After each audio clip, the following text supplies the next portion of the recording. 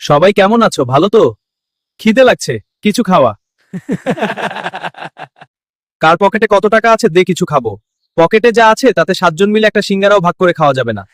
আমার পেটে ইন্দুর না, ডাইনোসর দৌড়াচ্ছে। আইডিয়া, পাশের পাড়ায় আজ এক বড় লোকের মেয়ের বিয়ে, চল আমরা বড়তে সেজে ঢুকে পড়ি। কিন্তু আমাদের তো কেউ চেনে না। আরে গাধা, অত বড় ভিড়ে কে কাকে চেনে? শুধু ভাব নিয়ে ঢুকবি।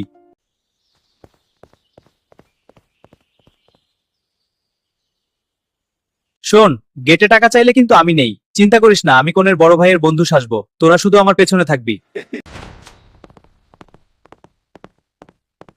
আপনারা কার পক্ষ থেকে?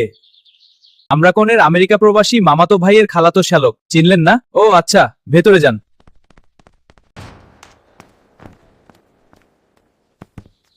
শাহিন কম খাইস। দোস্ত, এই রোস্টটা জাস্ট অস্থির। কথা কম খা, বেশি ধরা পড়লে কিন্তু প্লেট ধুতে হবে। এ কি, 7 জন মিলে পাহাড় সমান খাবার নিয়ে বসে আছো? দেখে মনে হচ্ছে পুরো পাহাড় খেয়ে ফেলবে। বাবা, তোমরা কি বরের বন্ধু? না চাচা, আমরা কোনের একদম কাছের মানুষ। কোনে? এইটা তো শূন্যতে খাতনার অনুষ্ঠান, কোনে আসবে কই থেকে? কিরে করিম, তুই না বললি এটা বিয়ে বাড়ি? তোমরা আসলে কারা? দাঁড়াও, বাড়ির মালিককে ডাকি। পালা!